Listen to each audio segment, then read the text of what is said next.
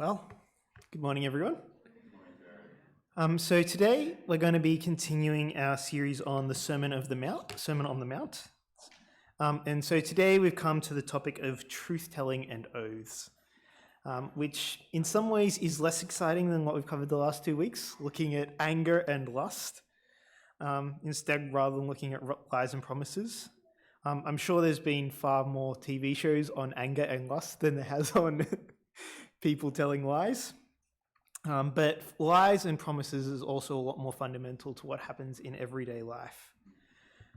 So let's read our passage. So it comes from Matthew 5, verses 33 to 37. So you can turn it to your Bible if you have it there, but otherwise it should be on the screen for you to read.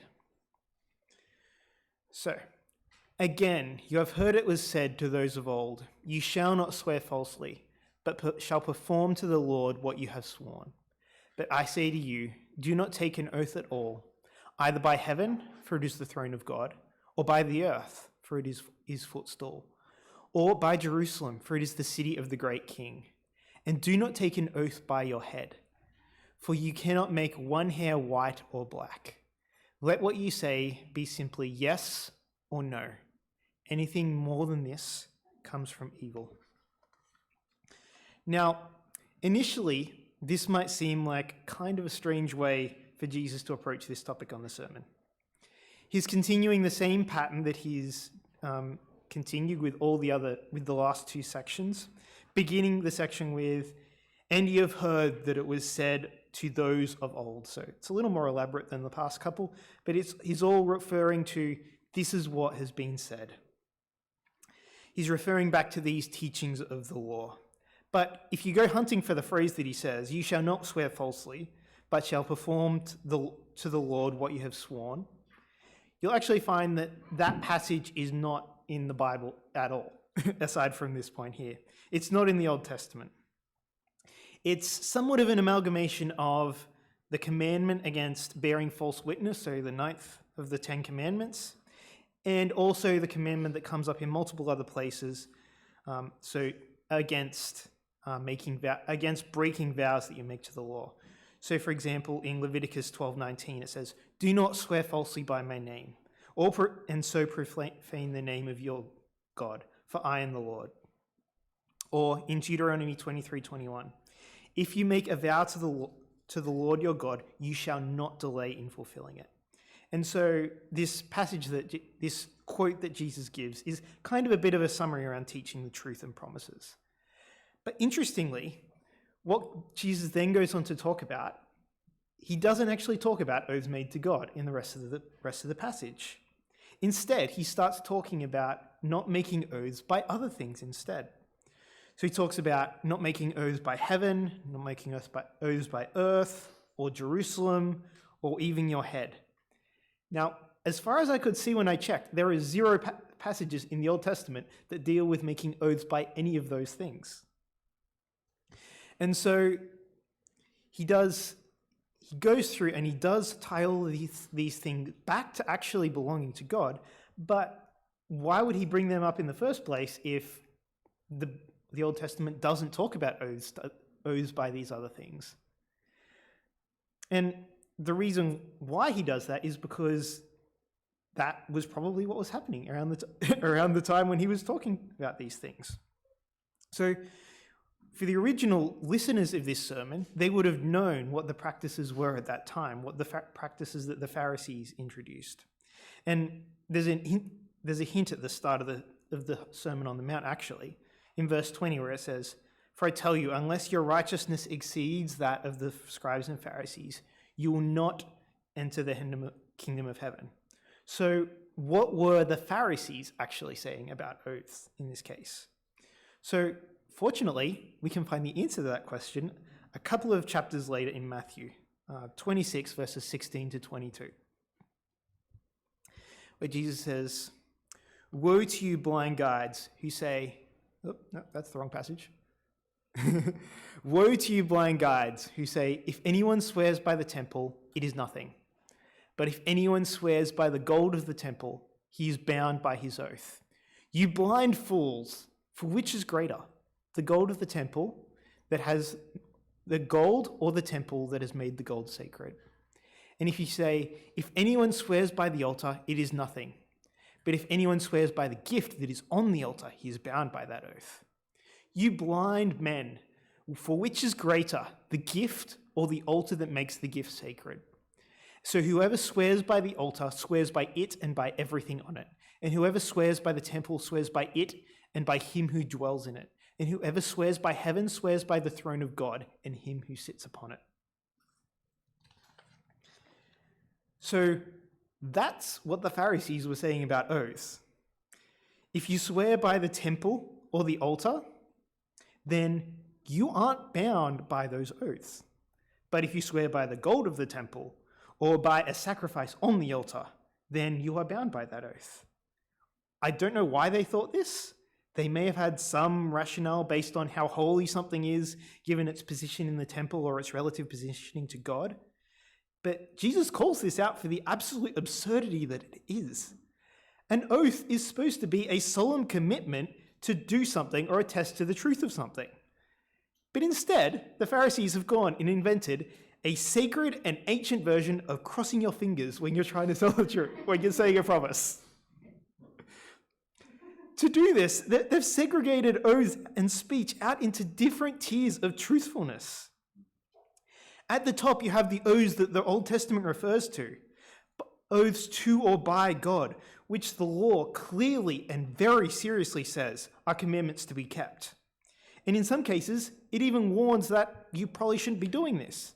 In Deuteronomy 23:22, there's a warning, but if you refrain from vowing, you will not be guilty of sin.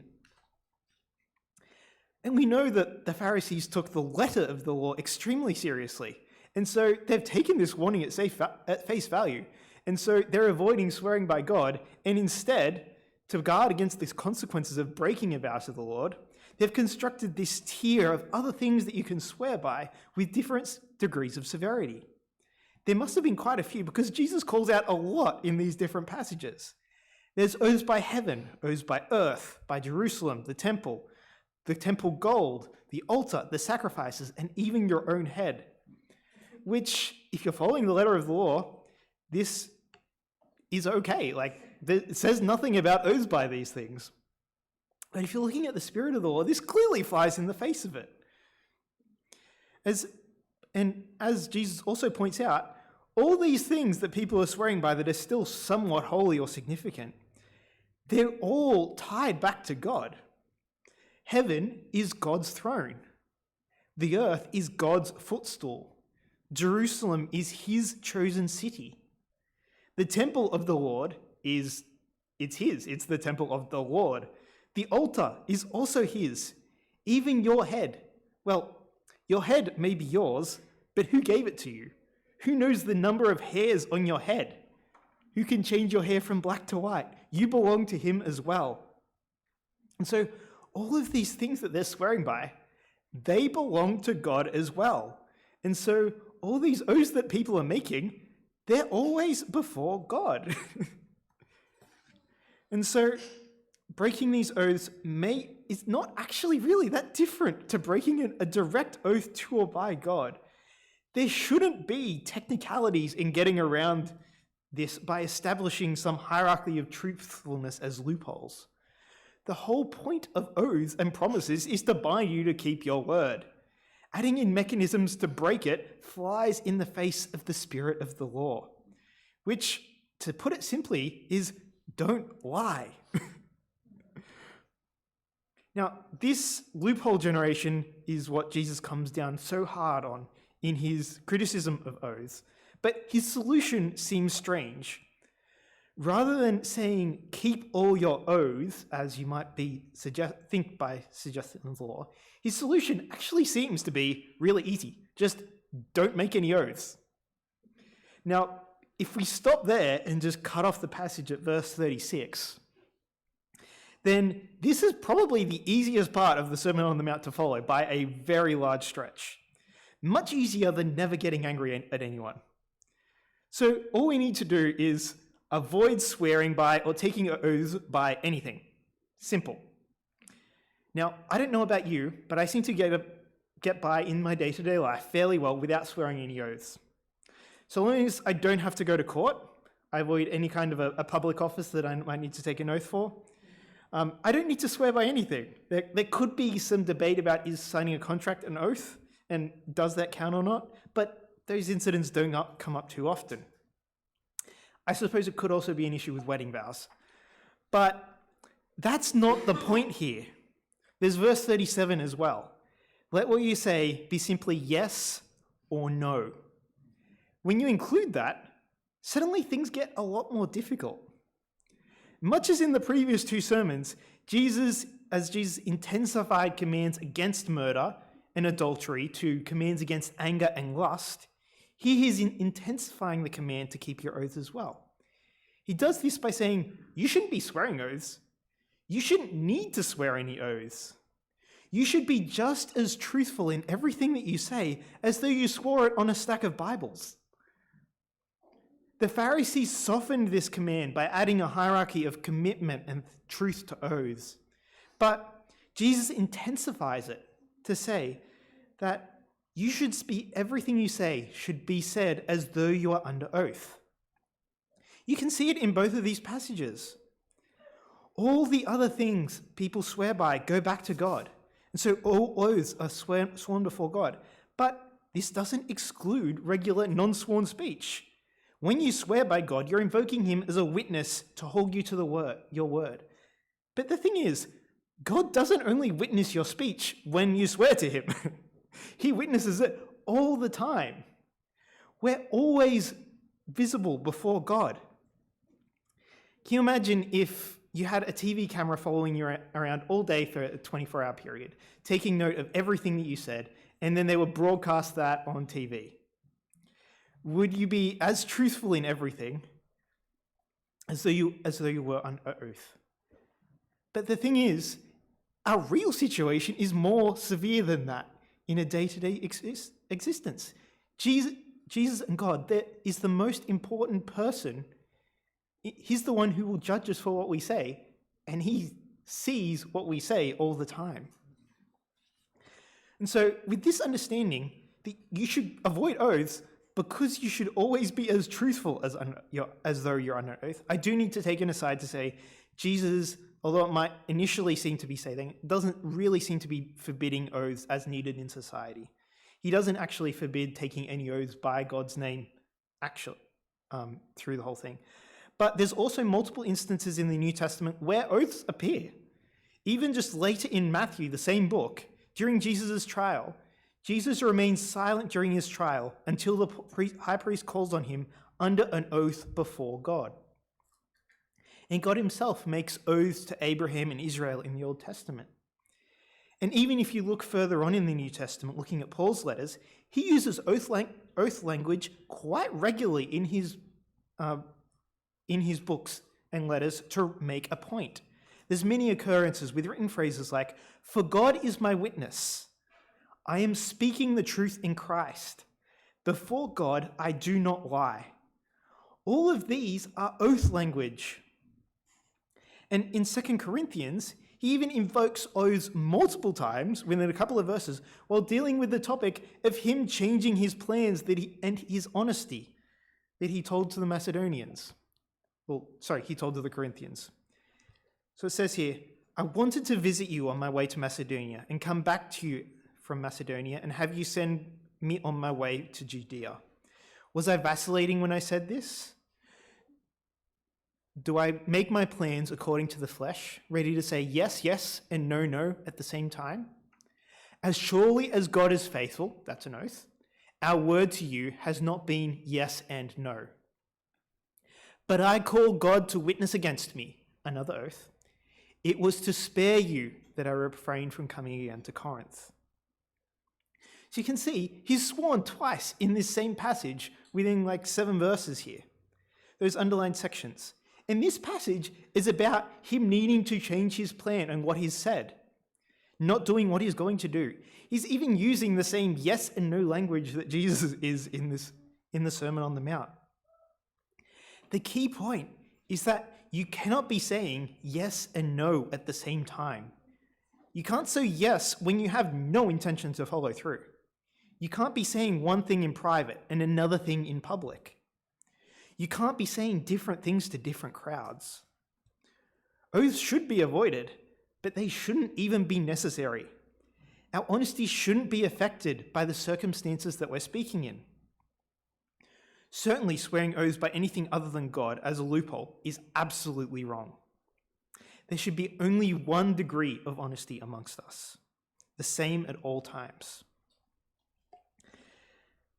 But we aren't simply to be honest and truthful only because God commands us to. This is a command where to live within it leads to flourishing. But the converse is also true. It's a command where breaking it causes huge damage to people in all kinds of ways. It destroys community, it destroys the dignity of others, and it puts you in conflict with reality, which is a dangerous place to be. Trust is one of the fundamental things to a functioning community and society, and any kind of relationship. That's probably something that I don't need to tell you.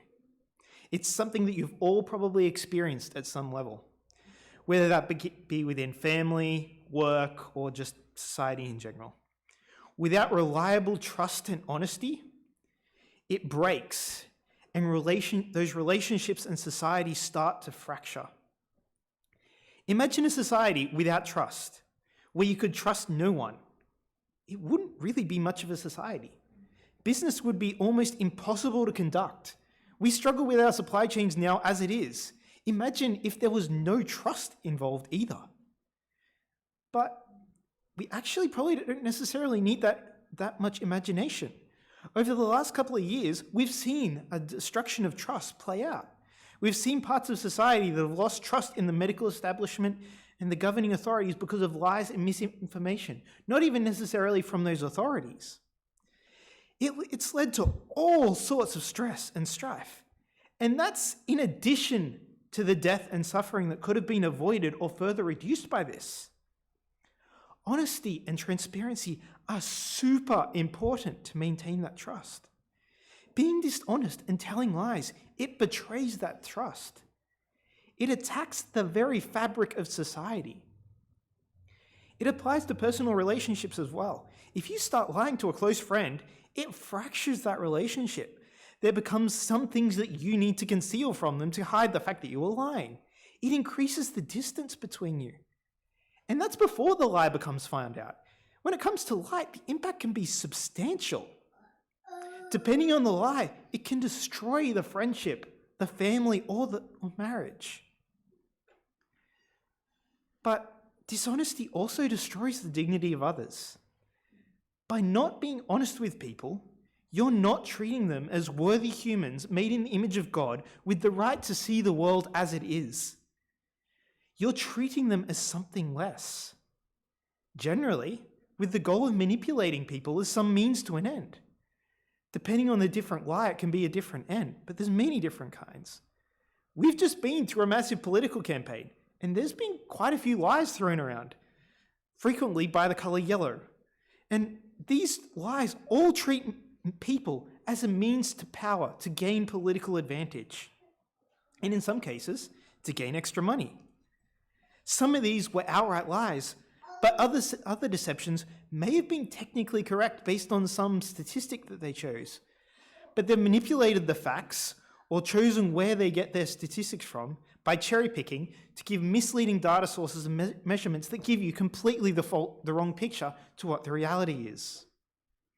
Social media is another example. On one hand, the curated content that people post is generally, if not actually false, is a curated view of people's life, hiding their blemishes through filters and different things, only showing the good view of what they want people to see. But on the other hand of social media, the companies, they don't care what you see. They don't care whether things are true or not, beyond some limits that they've recently added. To them, you're just a pair of eyeballs. And all they care about, their key metric as they design the platform, is engagement. And so they can increase your engagement by exaggerating the facts and leading to more and more extreme views. And this has led to some massive modern problems. Advertising is another example. We have truth in advertising laws to defend against this. But in advertising, it's very easy to stretch the truth or exaggerate. The purpose of advertising is to manipulate people and treat them as a way to make purchases and make money. Scams also abound in our society. In 2020, Australians lost $851 million to scammers, largely through investment and romance scams. All of these involve people using these people, the victims, as a means to make money. That's all they are to them. But not only are these lies destructive to dignity and community, but they can also put both the deceiver and the deceived in conflict with reality. This doesn't always happen, but when lies don't line up with reality, when the lie meets reality, it will be found out, generally with bad consequences. If you lie in your taxes at the end of this month, and your lie meets the reality of an audit, you'll be in very deep trouble. If you lie about taking out the garbage, very soon your house is going to stink. Sexual abuse and cover-ups have plagued the church for the past couple of decades, and the collision with reality as they've been discovered has been monumental. Had they been dealt with honestly at the time, they still would have been devastating. But the commitment to secrecy over honesty has made things an order of magnitude worse. The culprits have been allowed to continue because of it, and the victims have been hushed up or called liars. The damage to the church and those it is supposed to care for have been catastrophic. Lies get found out, and the consequences can be devastating, both to the liar and the deceived. If you're deceived, it can mean that you're living out of line with reality, and this can lead to painful corrections. To take a more trivial example, imagine you had a friend who's under the false impression that they're a very good singer. You might lie to them to avoid the awkwardness of telling them that they're actually no good. But if they were to go on a talent show, they'll get hit by reality pretty hard. It's very important that we're a people of honesty. Deception is extremely destructive, but how truth is given to people is important as well. Truth can be told maliciously, with as much intention of causing harm as a lie is. That's why it's important to keep in mind Ephesians 4:15, where it says, "Speak the truth in love." The truth can be used as a weapon against people. For example, to go back to the example of someone being a bad singer, there's multiple ways you could tell them the truth. You could boo them. You could tell them, "You suck." You could make elaborate similes involving cats and chalkboards, but that's not a loving way to tell the truth. It's not necessarily false, but that's not how we're to speak the truth. We're to speak the truth in love for the other person, wanting what's best for them. This doesn't mean only telling the truth for the approval of the other person, or only telling them what they want to hear, but telling them the truth for their benefit, even if the truth is hard to hear. When dealing with such a situation, it's wise to take time to reflect on your own heart and motivation behind speaking up, as well as how you can best have that conversation in order to avoid coming across in a harmful way and making sure that you are speaking out of love. Seeing true honesty is both a scary and an attractive thing. It's scary because of the exposure it represents, the hidden and dark secrets that we prefer to avoid coming to light. But to see vulnerability and integrity that comes with it can be strangely attractive, particularly in a society of masks. We instinctively want to hide some things, particularly those things that are shameful to us, and that's completely reasonable. But there's no secret or lie that is hidden from God. He knows them all. And despite this, he loves us. He still loved us enough to die for us. He knows us intimately. He knows all our sin, and he still loves us. with the security that comes from that knowledge that the creator of the universe has already accepted us. It allows you to be honest with those flaws. Shame and disapproval don't necessarily hold the power that they once did. And it's that should open us up to being an honest community. The love that's shown in that honesty is incredibly attractive.